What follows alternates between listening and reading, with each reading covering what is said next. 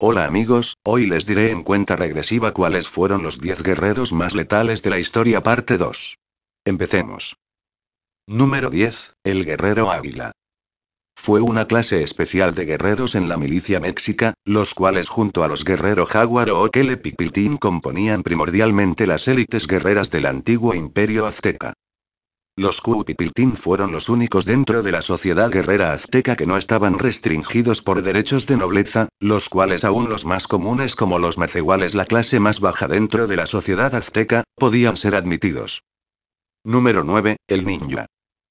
Eran un grupo militar de mercenarios entrenados especialmente en formas no ortodoxas de hacer la guerra, en las que se incluía el asesinato, espionaje, sabotaje, reconocimiento y guerra de guerrillas, con el afán de desestabilizar al ejército enemigo, obtener información vital de la posición de sus tropas o lograr una ventaja importante que pudiera ser decisiva en el campo de batalla.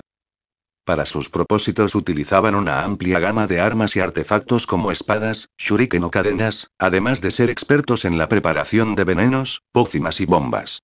Del mismo modo, eran entrenados en el uso del arte del disfraz, que utilizaban a menudo para pasar desapercibidos dependiendo de la situación imperante en el lugar en el que se tuvieran que introducir, a diferencia de la típica vestimenta con la que hoy día se les identifica.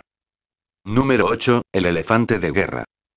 Fueron un arma importante, aunque no demasiado frecuente, en la historia militar de la antigüedad.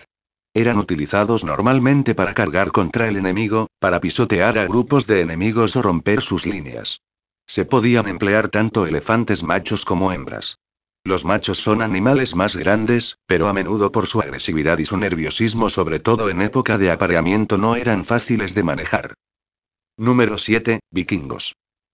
Los vikingos atravesaban velozmente el mar asolando las costas desde sus drakars, llamadas así porque las proas y popas de sus naves estaban adornadas con cabezas de dragón.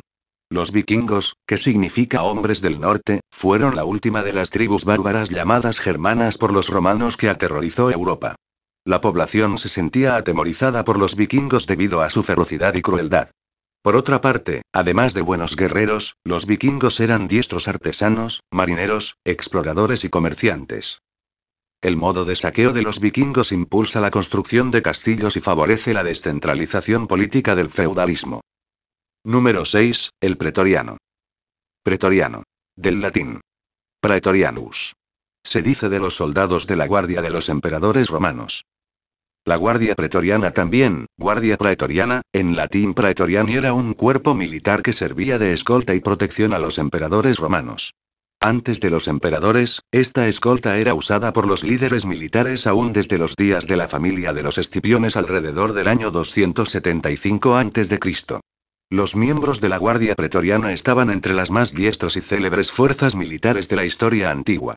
Los soldados de las cortes pretorianas recibían doble paga y gozaban de numerosos privilegios. Cada miembro, al abandonar la cohorte, recibía 20.000 sestercios después de 16 años de servicios. Número 5, el paladín.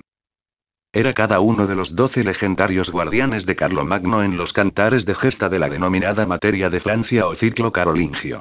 Su base histórica son los servidores del Officium Palatinum de la corte merovingia del siglo VIII y acontecimientos como la batalla de Roncesvalles y el enfrentamiento de los carolingios con los omeyas de Al-Ándalus en la Marca Hispánica. A partir de su figura legendaria se creó la institución aristocrática de los 12 pares de Francia. Número 4, el carro de guerra egipcio. El carro, junto con el caballo, fue introducido en Egipto durante el dominio de los Hicsos en el siglo XVI a.C. En los restos que han llegado hasta nosotros del arte del antiguo Egipto y Asiria hay numerosas representaciones de carros en las que se aprecia la riqueza de sus ornamentos. Los carros egipcios y asirios, en los que la principal arma era el arco, solían ir equipados con aljabas llenas de flechas. Los egipcios añadieron el yugo a sus carros hacia 1500 a.C. Los ejemplares mejor conservados de carros egipcios son los 6 que se hallaron en la tumba de Tutankamón. Número 3, el conquistador. Eran los soldados y exploradores españoles que durante los siglos XVI y XVII conquistaron y poblaron grandes extensiones de territorio en América y Filipinas, incorporándolas a los dominios de la monarquía española. La exploración y conquista de América tuvo lugar durante la llamada Era de los Descubrimientos, la cual siguió a la llegada de Cristóbal Colón en 1492. La conquista como tal fue abolida oficialmente en 1573 mediante un decreto del rey Felipe II, el cual prohibía los actos de conquista, denominándose en adelante de pacificación las campañas llevados a cabo por las fuerzas hispanas en los territorios indianos. Número 2. Los Caballeros de Orden Teutónica. Fue una orden medieval de carácter religioso-militar fundada en Palestina en 1190, tercera cruzada durante el asedio de la fortaleza de San Juan de Acre. En 1198 se convierte en orden militar. Desde el siglo XIX la orden pervive como una organización cristiana de carácter caritativo. Número 1. El Mangudai. Era una unidad militar del Imperio Mongol, pero no muchas descripciones aparecen de ellos. Una fuente refiere a ellos como los arqueros a caballo de élite de los mongoles en el siglo XIII. Algunos historiadores creen que eran tropas de caballería ligera suicida, que atravesaban el campo de batalla, para luego provocar bajas a la retaguardia del enemigo. Sin embargo, también existe la posibilidad de que el Mangudai fuera un caudillo del siglo XIII, quienes crearon un arduo proceso de elección para sus líderes potenciales. En los viajes de Marco Polo usan la palabra Mengudai para nombrar a una persona. El emperador mongol ordena a Mengudai para invadir Sifán con 6.000 hombres.